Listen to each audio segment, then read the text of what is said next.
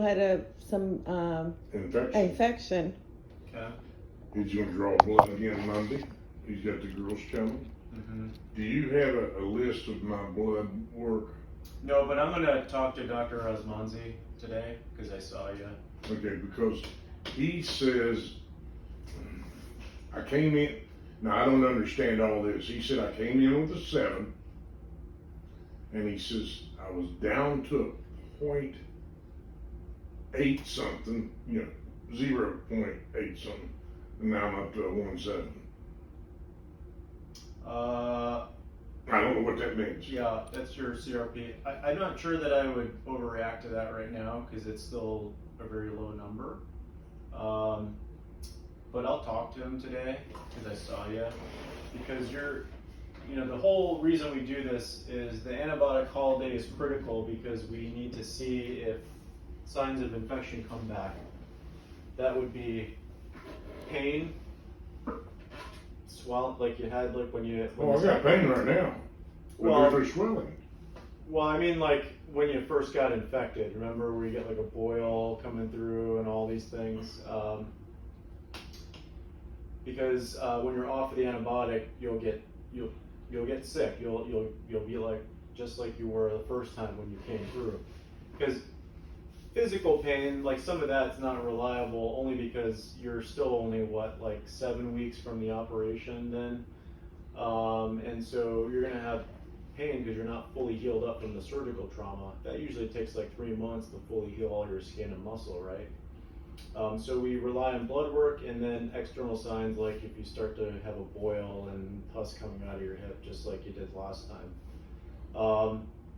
But I'm not too worried about that number right now. 1.7 isn't crazy high, but he's probably going to want to repeat it, and that's probably why he left that in there, because if it starts to trend back up to a high number, he may have to potentially give you more antibiotic, and so that may be part of the algorithm. What I usually do is I just go by clinical. So that you're not going to like this, but the truth is that the studies show that there is no reliable marker to consider when to go back in to put the second hip, other than clinical, meaning other than pus coming out of your hip again. We don't know like what the normal blood work should be, what all this testing should be, because when you have an antibiotic spacer in, the environment's just totally different. People have been trying to figure it out for years, and we still don't know exactly when the right time is. But what we do know is that if otherwise you're doing okay, and that number isn't like where it was, as long as it comes down, that's all we care about as hip replacement surgeons. What the studies show is that CRP number when you were 7, it never comes back completely normal and stays that way. And it's not necessarily a sign of failure of treatment. Okay, it's not necessarily a sign that there's infection in my body. Correct, because it's a non-specific marker. It just means that there's some inflammation in there, but you can't always say where it's from, right? You're still recovering from the surgery, and there's some baseline inflammation people have. Now, if that number was 5 or 7 or 6, I'd be a little bit more worried because that's still a lot of inflammation, and the question is why do you have that much inflammation when you're 2 months out from a surgery, right? But 1.7 is not significantly high. So I shouldn't be alarmed. See, that's what's been worrying me. I'm not alarmed, but the infectious disease doctors, they see things through a different lens, and that's okay. That's why we have them involved. And so I'm going to talk to him today to see what his thoughts are on you. But you're not truly out of the antibiotic holiday period. Usually it's after 2 weeks when you stop that we really want to see what's going on. Because within that first week, you still have some stuff floating around. Okay. But the truth is that your labs never truly normalize between stages. And so from a total joint surgeon perspective, I'm not worried about that. Right? I'm only worried about, have you finished your antibiotics? Are you doing okay? Your leg doesn't look horribly swollen, and so you've made progress. But let's say in a week or two Dr. Esmonzi is worried, then we'll have to have some more conversations on what to do next. But I myself am not too worried about it at the time being, for the time being. What we do want to do though is, and this is also controversial, but usually when you have a hip spacer in, many surgeons will send the patient back to get their hip aspirated. So get the fluid taken out of your hip to send it off for testing to make sure that the fluid cell count's normal and that nothing grows from the fluid. You mean from where I am right now? Correct, with what you got in right now, just like you did in the hospital last time. And I think that's something we should definitely get set up in the next, 2 to 3 weeks. We want to do that after you've been off of antibiotics for 2 weeks. Okay, So it gets out of your system. Now, is that an invasive surgery, or could they just go in they with just a go, needle? He had it done before. Okay. The interventional radiologist, they just stick a needle in with an x-ray machine where they look and they pull the fluid out of your hip. Okay. That's it. Yeah, I wondered if there was a way, because I've done a lot of reading, and the only reason I did any reading You got a lot of time on your is hands. because of the infection. That scared the hell out of Yeah. me. And so, I think that's what we should Okay. try to get scheduled next. I'm going to talk to Dr. Osmonzi, but in the interim, right, let's say that everything settles back down, he's not too worried about it, and he's not going to put you on any more antibiotics, then I would plan to get you scheduled in November to get a brand new hip put back in. Okay, let me ask you another question. When I had the hip put in originally, I was home the next same day. I was walking with a walker. When this one gets put back in, how soon will I be able to walk with that walker without and putting all the weight on it I can? It should be that day. Yeah, barring something crazy happening, you should be immediately weight bearing as tolerated. Okay. Now, is there going to be anything that I can't do? You can't take your hip all the way up and turn it in like this because of the way we do the surgery, the risk of dislocation is high. But aside from you trying to karate kick somebody, you can do whatever. So there's no reason for me to go into a rehab facility at that time then? It shouldn't be, but with that said, you've been through a lot. You're going to be weak and deconditioned. You have some health issues. So it may be harder than you think, even though you can put full weight down. So I don't want to tell you that it's not necessarily a no. As long as you can do the stuff with therapy and you can get up and do all those things, then there's no reason why you couldn't go home. Okay. But I'm just warning you because you've been wheelchair Bound, for the yeah. last few weeks, and so that can be a Now, little. you know the reason I wear this, have this? The walker's fine, but this needs to be replaced too. Yeah.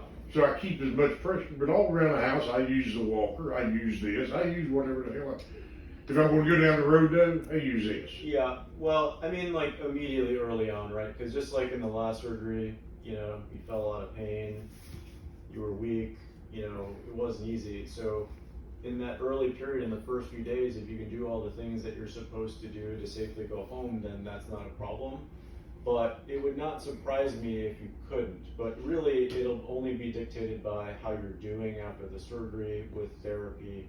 Because if you can safely get up, transfer, and do all the things you're supposed to do. You're not gonna put me up there on that 4th floor, are you? No. So we're gonna do your next surgery at Grand Strand because I moved everything up there now. Oh yeah, guy over don't like me. Yeah. Well, that's where the infectious disease doctor is. Bill went to him. I brought my brother to him. Yeah. That guy don't like me over at that hospital, does he? They walk him off. I don't think so. Why? You're not as bad as you thought you Never were. mind. No, I haven't heard anything bad. No. Yeah. Oh, he don't like me. Yeah. But did you see him recently? Who? Doctor, the infectious disease doctor? Yeah, Okay. I saw him I didn't take you. last Thursday. I know you had a doctor's appointment Yeah, I last think it was week. last That's Thursday. Dr. Osmonzi, right? Does that sound right, Dr. Osmonzi? Yeah. Did you go up Myrtle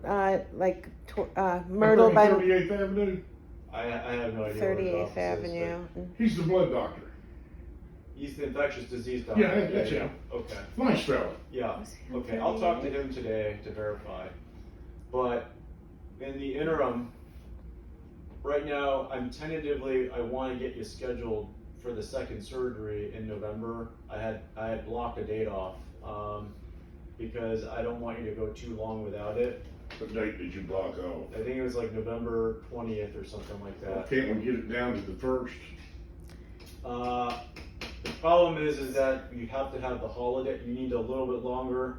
We need the hip aspiration results, and we need a little buffer so that I can talk to the infectious disease doctor, right? And get all those antibiotics Yeah. out of your system too, because they're still floating around in You there. don't actually want to rush this too much. It's about the right time because that'll put you out at 3 months.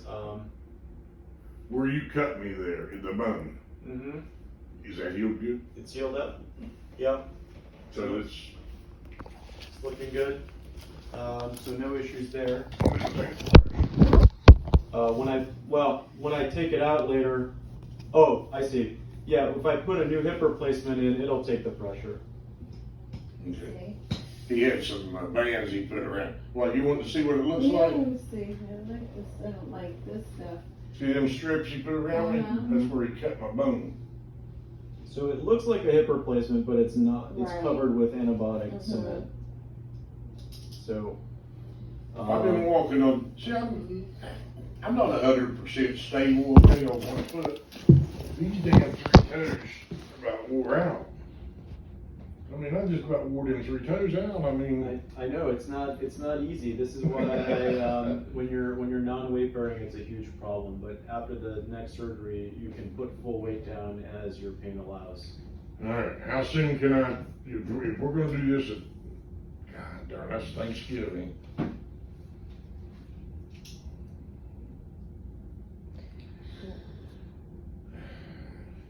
So you'll do it before Thanksgiving. Yep. You're wanting to go somewhere, aren't you? No, I'm in town. I wanted to make sure you had a date because otherwise it would have been December. But we have to give you enough time to sort out truly that you don't have an infection in your hip. Okay. And so it's going to take a little bit. That's why you still need another week from today, right, to get all of it out. We got to send you for the hip fluid testing, and then we got to make sure that Dr. Osmonzi doesn't want to put you on any more antibiotics. Okay, when they do that scope thing, go down in there and look, They're not looking; they're just taking fluid out. fluid out. Yeah, Do they know that? I think so. Or is it just? I would think they No, I numb think it, they numb it Jeff, up. yeah. Mm-hmm. I'm ready for that now. As soon as you tell me go, I'll be there. Right, but again, we have to give it at least a week because you got to get the antibiotics out of your system. Okay. Now, this But- may be a stupid question. If he drinks a lot of water, would it help flush out the antibiotics quicker? No. No. And right now, we're tentatively having it scheduled in November to get the second surgery done. So we're going to start that process unless Dr. Osmonzi tells us we need to put the brakes on it. But I'm going to get all that rolling now to get you scheduled for that surgery. Okay. Okay. Time. But you got pictures of your